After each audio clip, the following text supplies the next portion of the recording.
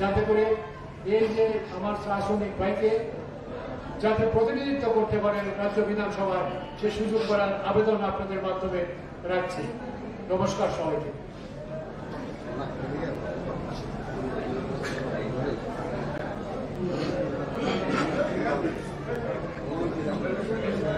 কারো কিছু প্রশ্ন থাকলে আপনারা কাইন্ডলি করতে পারেন।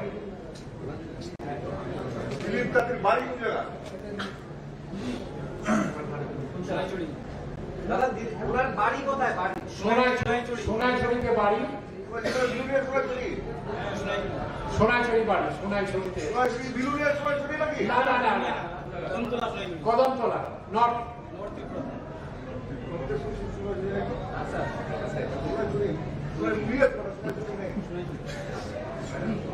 উনি সোনাঝুরি চা বাগানে কর্মরত শ্রমিক।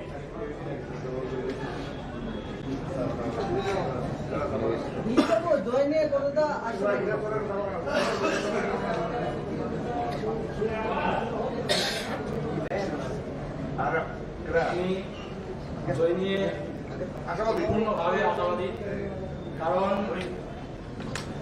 আমাদের বিজেপি সরকার বলে থাকে যে সবকা সাথ সবকা বিকাশ, এটাই আমাদের বিজেপি সংগঠনের মূলমন্ত্র।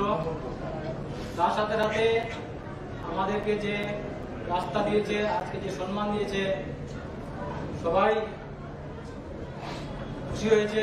আমার যে কেন্দ্র সবাই খুশি হয়েছে এবং বিজেপি প্রার্থীকে সবাই বলছে এই পার্টি থাকলে আমাদের সব ধরনের সুযোগ সুবিধা আগে দিয়ে ভবিষ্যৎ করতে পারবো। এর জন্যই সবাই বলছে যাতে সবাই এটা পাস করবে। আমিও খুব আশাবাদী এখানে পাস করবে।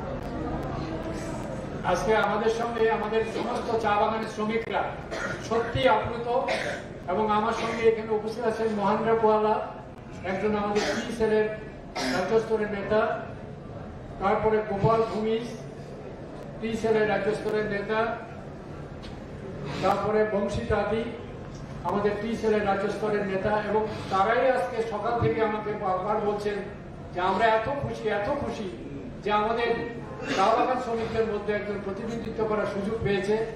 এর জন্য আমরা সবাই সাংবাদিক বন্ধুদেরকে ডেকে আমাদের যে খুশিটা আমরা বলতে চাই সবার কাছে, তাই আজকে আপনাদের এই সাংবাদিক সম্মেলন ডাকা।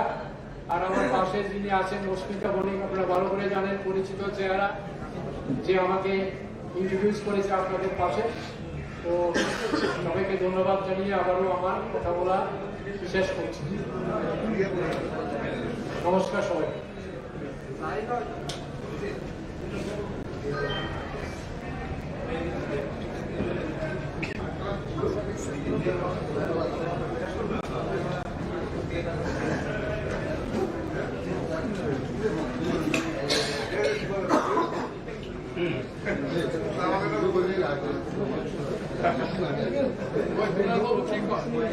সামনে